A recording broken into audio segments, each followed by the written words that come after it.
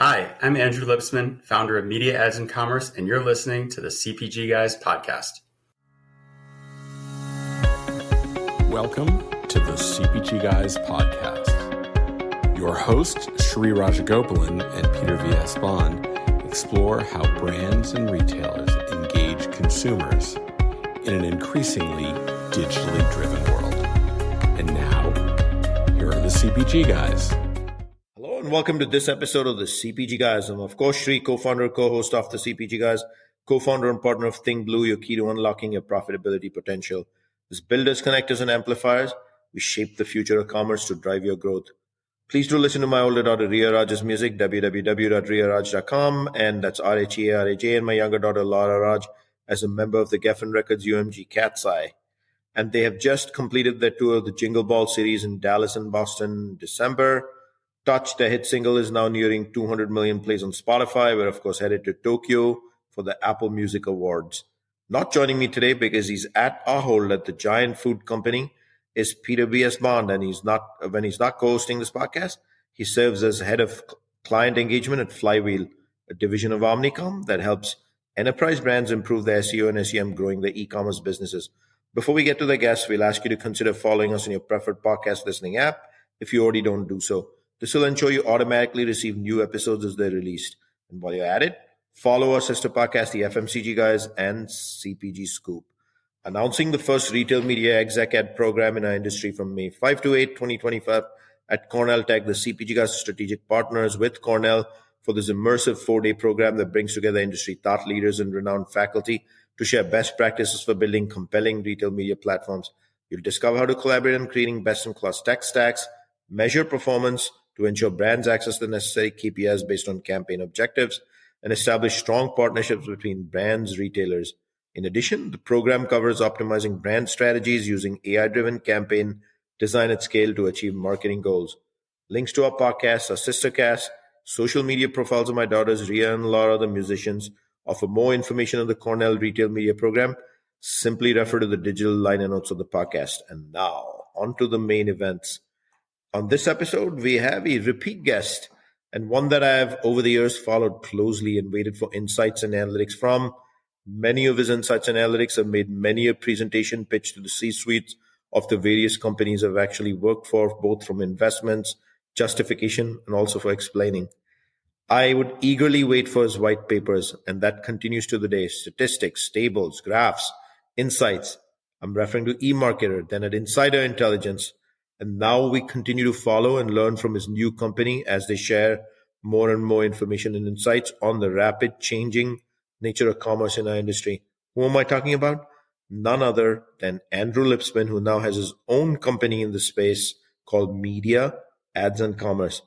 Andrew, welcome back to the CPGGUYS. Can't think of a better person to close 2024 with. Well, thank you so much, Shri. Thanks for the warm introduction. It's great to be here again. If I'm not mistaken, I think this might be my fourth appearance, which means I'm inching ever closer to the smoking jacket, right? I'm ready for some swag. One away. All right, cool. Yeah, it's great to be here. I can't wait to finish off the year strong. Point noted. He said it himself, one away from the smoking jacket. So hopefully we can have him back 2025 first half. And indeed, in and around the country at conferences, Andrew, we hope to see you with a Letterman jacket that says the CPGGUYS. Before we get started with our Q&A segment here, can you give us a quick overview of your new company, Media Ads and Commerce, and who it serves and what areas it serves? Yeah, so Media Ads and Commerce is the brand that I publish under on my Substack, mediaadsandcommerce.substack.com, writing primarily about retail media, but veering off into other areas of digital media, advertising, and commerce. And I work with a variety of RMNs, ad tech vendors, and other players in the space, and certainly many B2B companies who are looking to find their way into retail media. So I'm working with clients like that.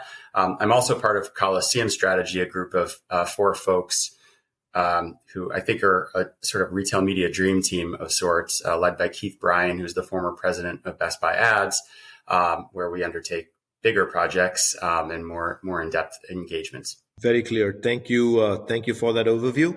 In the digital liner notes of this episode, we'll of course include links to your LinkedIn profile and your company's corporate website for our listeners to access while they're on the go and listen to this conversation.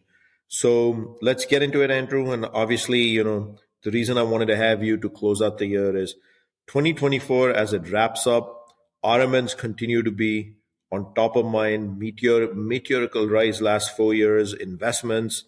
But I still believe most of the industry on the merchandising side from retail doesn't understand it. What's a quick summary of RMNs in 2024 that you would kind of put out there for the public? Yeah, well, the context for all of this, right? I think retail has had to pay attention to Amazon now for a few years, but maybe Amazon was an unfair comparison. What's happened this year is Walmart Connect has really started to fire on all cylinders, grow quickly, started to see the margin improve on their bottom line. And now retailers can't ignore the opportunity anymore, right? They're all being asked about it from investors, and the C-suite is asking questions to folks on their team. But these are also organizations that their core competency is being retailers and being merchants, and it's uncomfortable to begin to evolve into being a media company. I think they've slapped up some sponsored product ads at most, probably a lot fewer than they can and should. But now they're at a point where they have to embrace becoming a media company.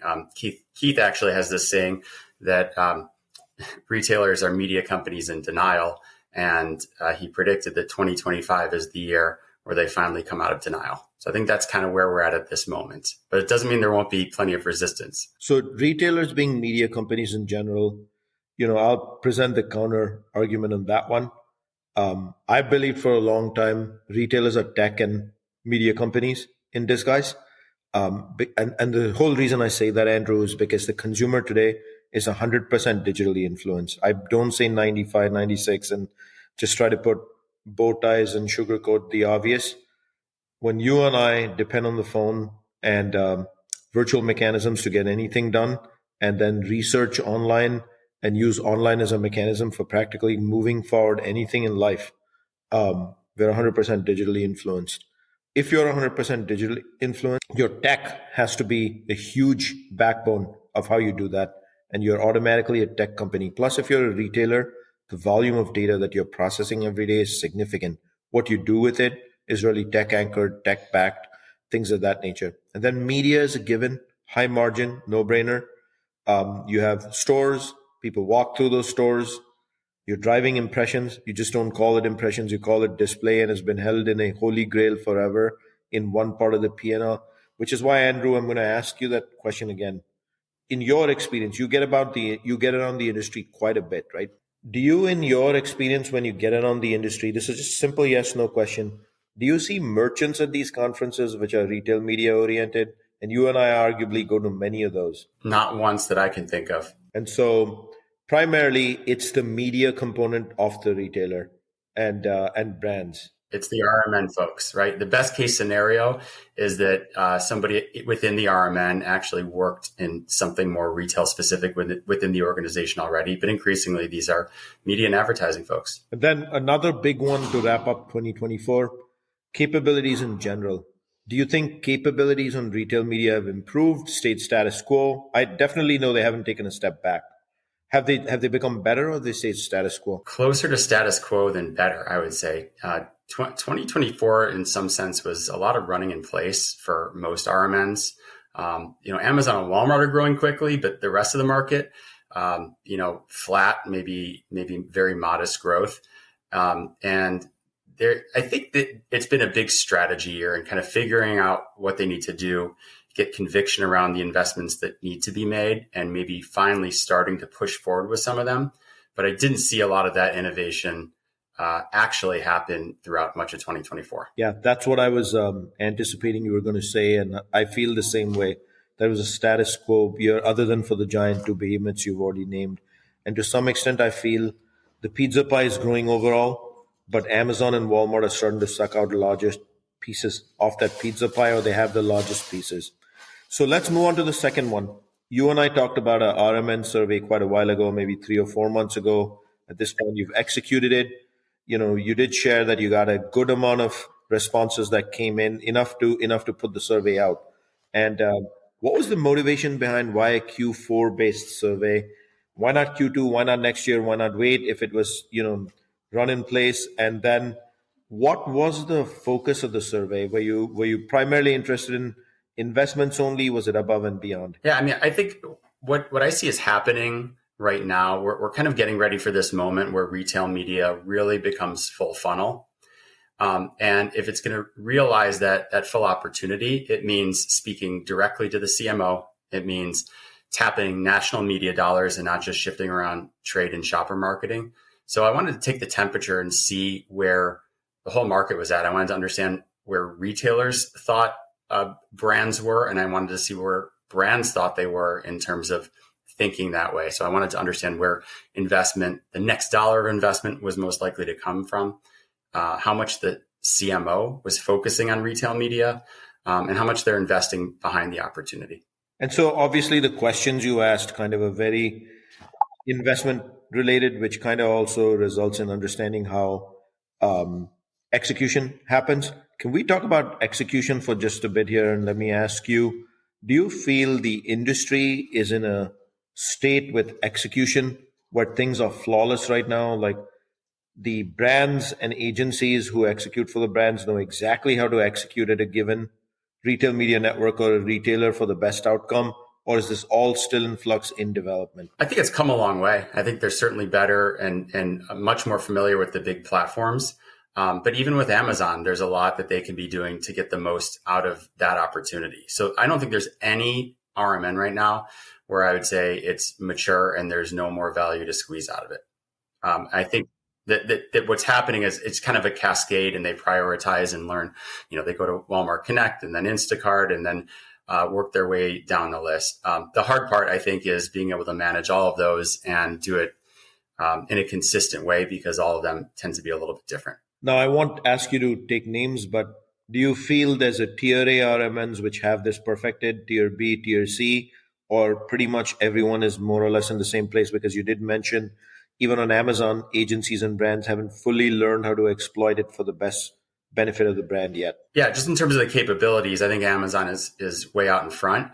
Walmart, Instacart, I think are very mature in many ways, and have built really strong RMNs. And then there's other stronger players, but not to the same extent. So I do think there's probably 3 tiers there that I just listed out. With Amazon, though, I mean, here's the key thing. Everybody's been piling their money into sponsored products, right? Your basic e-commerce search. And that's going to be the highest volume and the most money generation. But they're measuring it with ROAS. And we know that doesn't tell the full picture. And a lot of those dollars can go straight into branded search, which are not the most incremental ads in terms of performance. Meanwhile, sponsored brands, sponsored display, sponsored brand video. I mean, I think those are really the big opportunities for most brands. They're more expensive, but they are also much more performant from an incrementality perspective. So when I say even Amazon's not being optimized, I think most brands probably don't have the right mix of even those basic formats. And so, Andrew, you use the word incrementality, right? That's a word that in the last 6 months in the industry, I heard quite a bit. New to brand was the exact word, right? Do you want to shed some light on what that means? And even from an incrementality perspective, is it IROAS in particular where the I fits in, or is it way above and beyond that? Yeah, I mean, incrementality is just the incremental sales that wouldn't have happened otherwise that you can attribute to ad exposure. And there's lots of different methodologies for measuring this. The shorthand for it is new to brand. New to brand is a far from perfect metric. I would say in the absence of being able to do more rigorous measurement, then it's probably fine as a shorthand. But even new to brand doesn't necessarily mean the customer is new to brand. It means they're new to brand on that platform. So I could be buying a brand my whole life at Walmart. The first time I buy it on Amazon, now I'm new to brand there. But again, all else equal, it's good enough for most practitioners. Here's 2 divisive ways of thinking that have shaped the industry the last year or so. Most large market cap scale brands have lost a lot of volume because of inflation. And that volume loss has happened because they've lost households. And those households have left for private label, cheaper alternatives, or when there are price barrels for 10% more, they can get the brand that was once upon a time 40% more and now only has a 10% price cap. Is retail media a viable capability, a tool, call it what you may, to really focus on households and try to bring households that you've lost that used to consumer brands back? And then can retail media be a capability or an engine to retain households and build loyalty? Yes. And when I say retail media is going full funnel, right? The shift to upper funnel is all about getting your brand back in front of consumers when you can influence their purchase patterns, using that really valuable first party purchase data, right? So now I can see lapsed brand buyers. I can go target them on social, offsite, through streaming TV now, and try to pull them back into the brand. And then also, if you believe in always on brand marketing from, the How Brands Grow school, then you need to be talking to those existing consumers on a regular basis, to drive ongoing purchase behavior and maybe increase frequency. Let's talk about always on for a second, right? If you go back 15 years with the lack of digital programming, linear was the way to go, TV, billboards, print, etc., where you could not be always on. It just wasn't feasible. Because publications weren't every single day, every single second. You get a magazine once a month, you get a newspaper once a day, etc., etc. And TV shows are radically different based on audiences, right? But we're in a world where now you can truly be on 24/7. Do you recommend it as a good tactic for brands? Overall, yes. For consumer brands, I think they need to be always on. It's more a question of how you do it and how you allocate investment. TV was always the biggest channel for that. It's expensive. It's also, you can do the 30-second storytelling. So from a branding standpoint, it can be the most effective. That inventory is more scarce. You have to do less of that. Some of that can shift into CTV and more targeted buys. But then you have a chance to reinforce the brand, even if you can't do that 30-second spot, reinforce the brand through short form content, display and video, across all these other channels. And then, the other media channel that I'm really excited about in kind of completing the full funnel is in-store retail media, because I think it's a chance to bring that type of high quality, creative, short form video to the consumer at the moment where you are most likely to be able to influence them. So jump back to a little bit of question one on the merchandising side, right? I think both you and I agree the knowledge of this hasn't spread, retail media hasn't spread through the merchandising community as much as it needs to.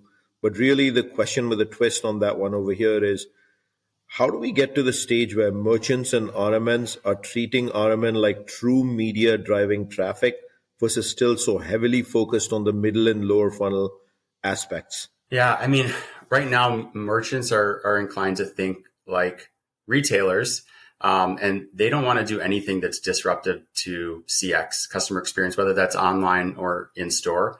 And so they're inclined to be risk averse. I think that they need to be incentivized, and they need to start to attach themselves at the hip to the retail media teams. That's not going to happen, though, unless the incentive structure is there. So I think that's one of the key things that needs to be solved for within organizations today. Yeah, I think incentive is a big one. Unfortunately, Andrew, what I observed and continue to observe is the incentive for growth on the retail media side sits squarely within the media team only. I've dealt with merchants, a handful who have taken the interest to ask, what are you investing there? And you need to continue to do that. Or when I introduced a new item, they'd say, hey, what's the retail media plan?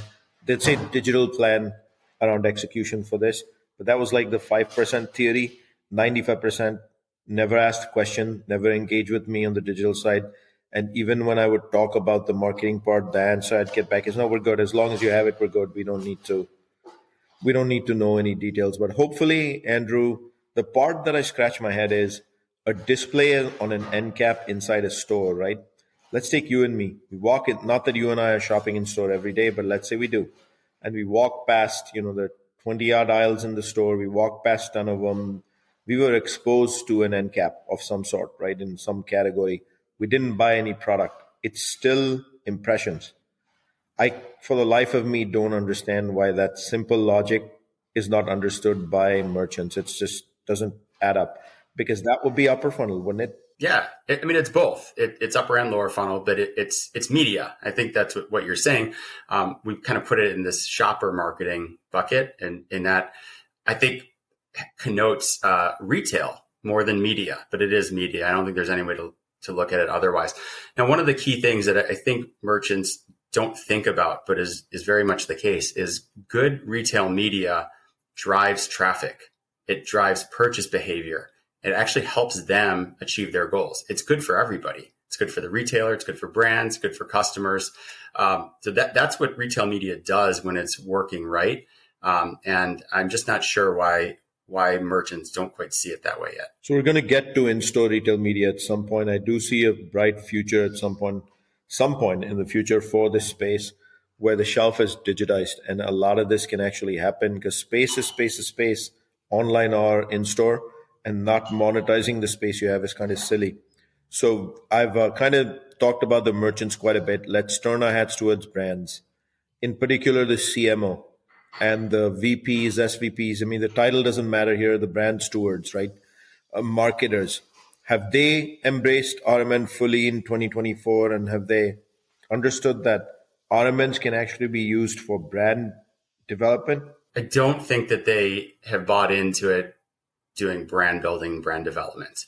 I think it's an allocation. They're investing against it. It's a key channel, but they kind of leave it up to the. I heard that word allocation. I'm already triggered already. Sorry. Yeah, it's the e-commerce teams, and they kind of do their own thing. I don't see it elevating to the CMO suite the way that it probably should. And what I see is broader marketing organizations, especially at CPGs, they're kind of at this moment where they know they need to understand and get more educated about retail media, but they're also very uneasy about it. And they kind of want to make sure that it stays sidelined. You see this tension, and it reminds me so much of where CPG brands were 10 to 15 years ago with e-commerce. It's like they knew they needed. I remember when I got into this world first, the digital world, if there was such a word, back in 2012 with Frito, I would see this strange hesitation to want to talk about it. But Andrew, I have a hypothesis for you. Why? I think it comes from lack of knowledge and the fear that it creates, not knowing as much as the most junior person in the room. Because in the in-store model, the more senior you are, the knowledge base is significant. And you use that in a variety of purposes to execute. This world, the most junior person in the room has the highest knowledge. And I think it actually hits upon the ego. Yeah, it's out of their comfort zone, and it represents a threat to the way that things have always been done and where the dollars have always gone. So when you talk to brands, and arguably you're doing that every day for a living now, and you're doing it at conferences, but you're also doing it independently.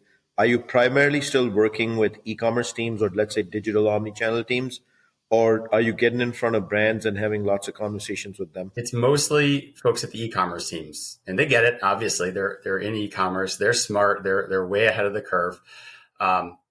Then some shopper teams, and what I tend to get from shopper teams is just a broad acknowledgement that these different forms of retail media make a lot of sense, and it's kind of weird that their organization isn't aligned enough around the opportunity. So they know better. And then you get into the brand marketing teams, and that's where I feel the real resistance. Yeah, I just feel it's an excuse on behalf of the brand marketing teams. They're more interested in clawing dollars back that they want to invest in ways that they, for example, we talked a little while earlier on the show about they've lost households. The true tried and known tactic that they know to bring back households is spread it on TV and create large impressions. I'd argue, Andrew, let's take TV. Great program gets 10 million impressions. Very good ones. That's maybe a playoff game in the NFL will get 10 million plus impressions. I'm not talking Super Bowl, but let's say a playoff game. The average TV program that's considered great quality, that's network oriented, that's not sports, 3 million is considered amazing. How many views does Amazon's homepage get every day? 100 million, 50 million, 40 million, like 5x the numbers. It's not rocket science, but I truly believe it's coming from a lack of knowledge and the desire to learn. But let me remind our audience that I'm speaking to Andrew Lipsman, founder of Media Ads and Commerce. So as we continue this wonderful discussion on how the year is ending, and I think both you and I are learning and concluding real time here, that I still feel like I'm in 2012 in some of these instances, yet the capabilities evolved and the spend has not double, quadrupled, but gone up a gazillion X versus 2012. Um, RMNs and overall investments, right? Very important question. I know survey's done. You're going to be releasing it first week of the year publicly in as you come to CES in a variety of forums. Post that, you'll be at NRF, I'm sure. But big picture question for you today. Have you learned from the survey?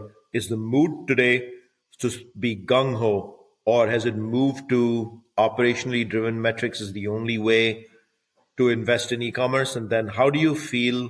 Let me come back and ask you the how do you feel later.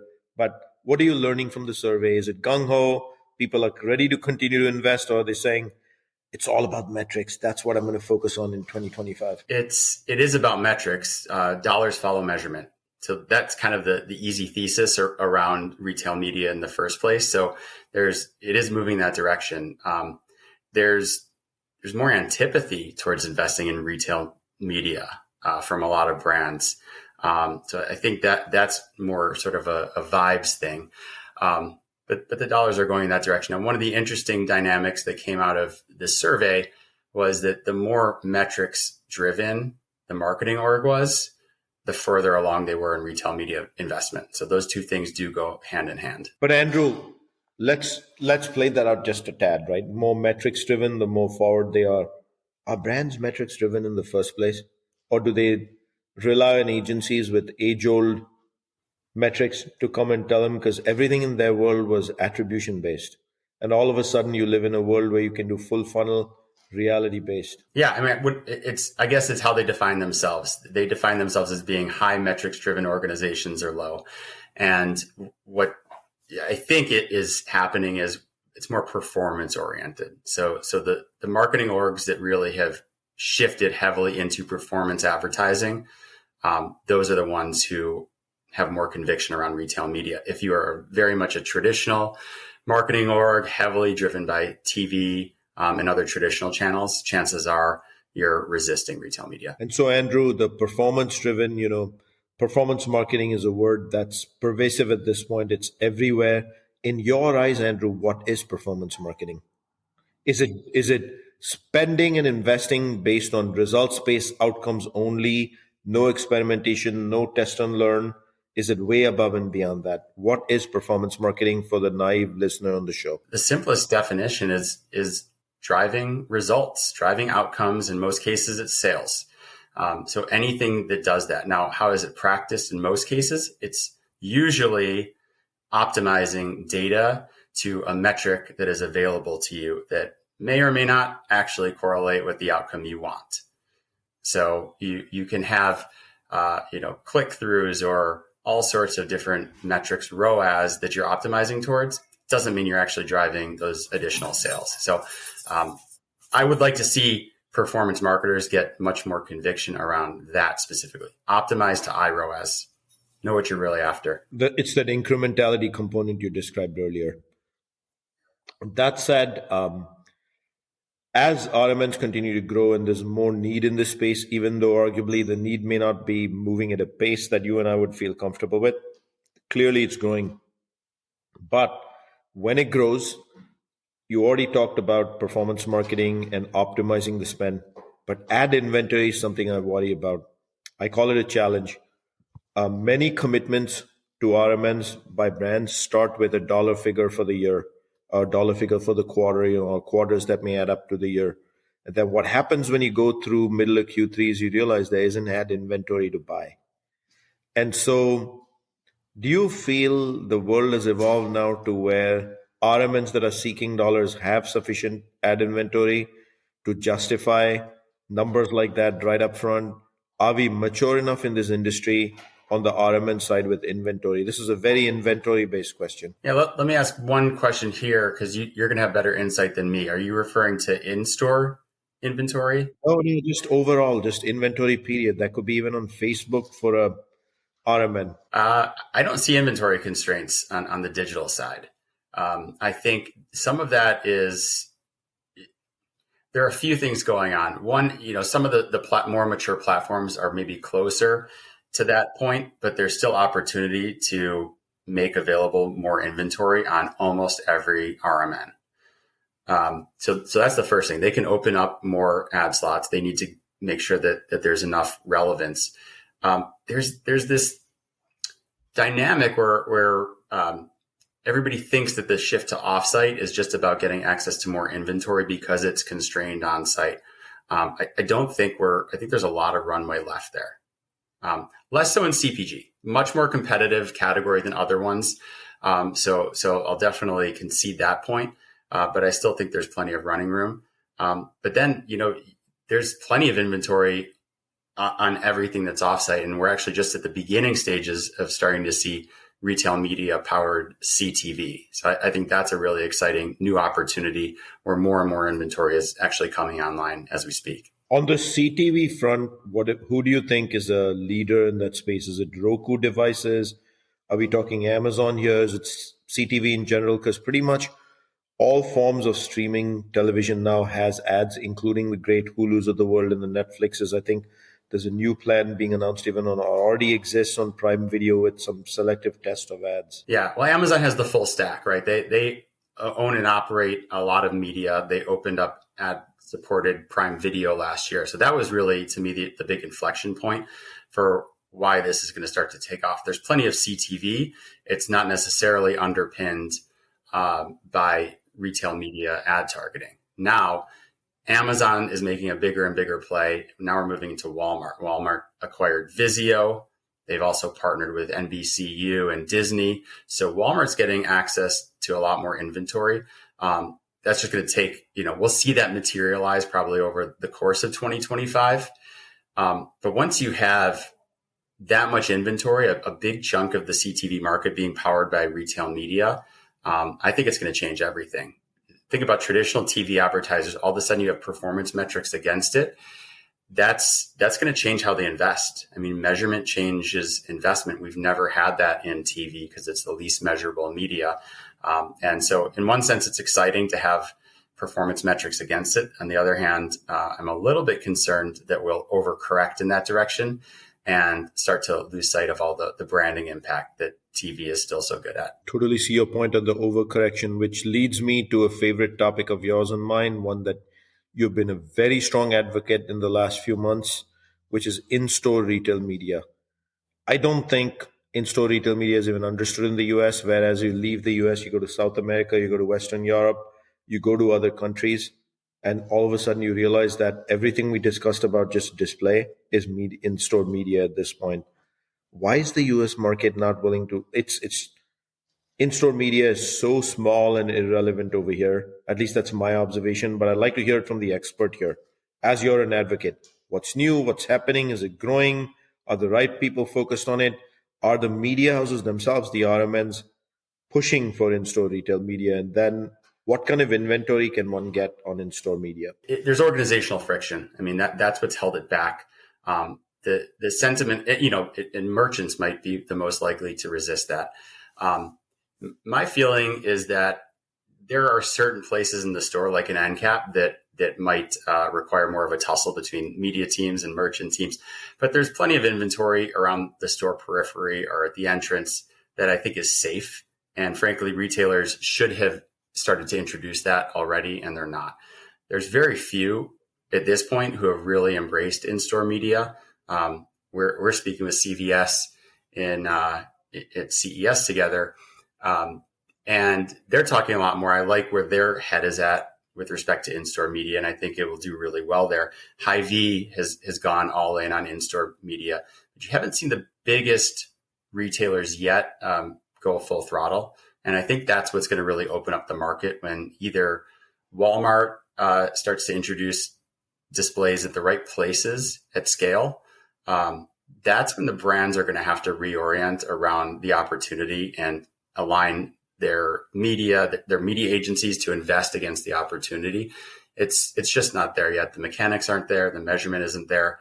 So there's a lot of building to do at this point. Now, when I take a step back and just ask myself, should this be a thing? To me, it's the most obvious thing in the world. High quality advertising experiences close to the point of sale where 85 to 90% of sales happen. that should be the best or among the best ad units you could ever have. And somehow the industry on both sides is resisting it. Yeah, it's just, again, just bizarre, but I've used that word like 18 and a half dozen times at this point, right? Like, to me, lobby display is one of the best forms of monetization a retailer can have, right? With traffic and especially the impressions you can drive. As a PepsiCo employee, when I worked for them about a decade ago, I would take pride in building the best lobby displays. PepsiCo took a lot of pride, especially during key events, holidays during the year, Labor Day, Memorial Day. You'll find DST suppliers are very good at this already. And that may actually be a problem because the inventory might be blocked out based on the in-store component being a display and the P&L sitting with a merchant. But either way, Andrew, what I hear you say and what I conclude, it has to be taken head on. It has to be resolved because it's an amazing monetization opportunity. But more importantly, it's also a better service to the consumer who will actually get to know perhaps new product introductions. They belong in lobby displays. Obviously, temperature state will matter, but it's a great opportunity to think about and continue to grow it. I do want to talk about TV screens. A lot of conversation, articles, white papers, news about in-store screens.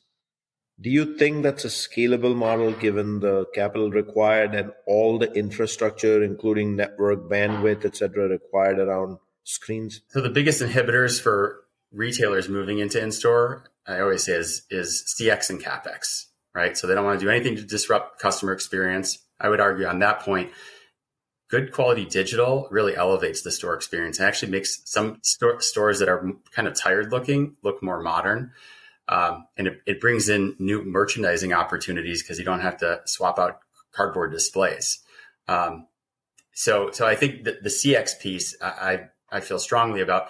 The CapEx, it's been an inhibitor. Let's be honest, screens are not that expensive these days. I mean, those are commodity products. So it depends on the type of screen. There may be larger installations. And also there are vendors who are taking on the CapEx or OpEx in order to fund these screens in stores. So I just think there's plenty of lubricants to make this happen quickly. It's the organizational factors that are really standing in the way. Funny you say that because usually most of these friction points are always the organizational factors. Let's get to our last one, favorite word of mine. I think it's largely misunderstood word because it brings people back to thinking about technology versus applied and the reality of solutions. And that is, let's bring retail media and AI together as one word. If I said, hey, Andrew, how is AI impacting retail media for the betterment of outcomes? What would you say? Or would you say hogwash? I wrote an article recently that said you can't spell retail media without AI. That's where I got it from. But maybe you should. And what I meant by that is, listen, AI is going to have an impact. I think we're already seeing lots of applications of machine learning that creates optimization that is valuable. So I see it as a useful tool there. Retail media is something that is fundamentally substantive from kind of a traditional marketing standpoint. It's bringing media experiences close to the point of sale or using that first party purchase data to drive higher quality upper funnel media engagements. Like let's not lose our focus on those things. We haven't executed those as well as we can as an industry. We haven't received or delivered all the value on those dimensions. So focus on that. Don't jump ahead to AI. But I do think, within the context of e-commerce teams, I'm definitely seeing some smart folks applying AI in ways that create some efficiencies around creative development or can certainly help optimization, personalization, measurement. Certainly excited to see what AI will do for the industry. I do also want to see us to stop celebrating the word itself, but really to focus on applied AI and the outcomes that come from applied AI, and look forward to it. Any other trends in particular you're following other than in-store retail media and the AI component? Well, I'm writing an article right now that I'm ready to publish that's declaring 2025 the year of full funnel in retail media. And so the key pieces of that, we've covered off on a few of them. The first one is the rise of the era of performance TV, right? That's just going to start really in a big way in 2025. The next piece and we haven't talked about this one, is retail media publisher partnerships. Best Buy and CNET was the first big one. We have Instacart and New York Times Cooking.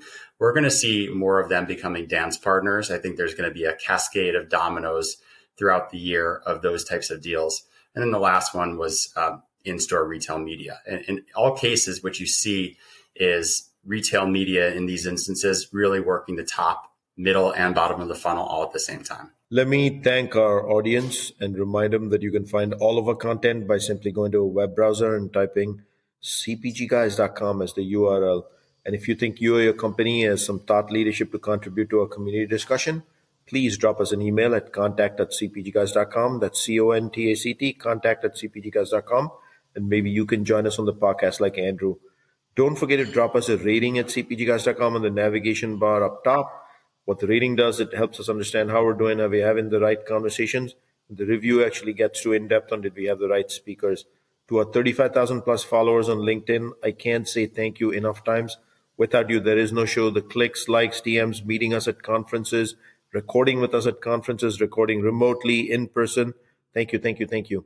Andrew, thank you for making time right before the holidays to join me on the show. And I can't think of a better guest to close out 2024 on one of the hottest topics in the industry, retail media. So thank you for joining me. Thank you so much, Sri. Always great to be here and can't wait to see you early in the new year. And he declared up front that number 5 will be on the horizon. Hopefully when he writes his article, he can come back, decompose.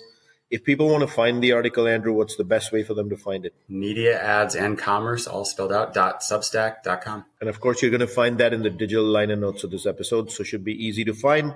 That's a wrap. Happy holidays, everybody. See you soon on another episode of the CPG Guys.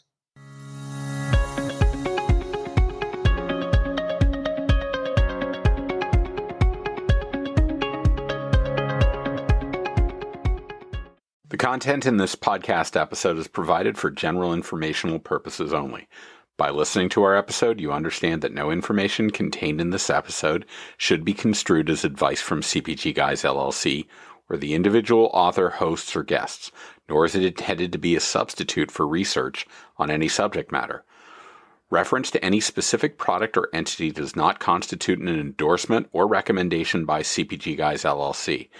The views expressed by guests are their own, and their appearance on the program does not imply an endorsement of them or any entity they represent. The views expressed by CPG Guys LLC do not represent the views of their employers or the entity they represent. CPG Guys LLC expressly disclaims any and all liability or responsibility for any direct, indirect, incidental, special, consequential, or other damages arising out of any individual's use of, reference to, or inability to use this podcast or the information we present in this podcast.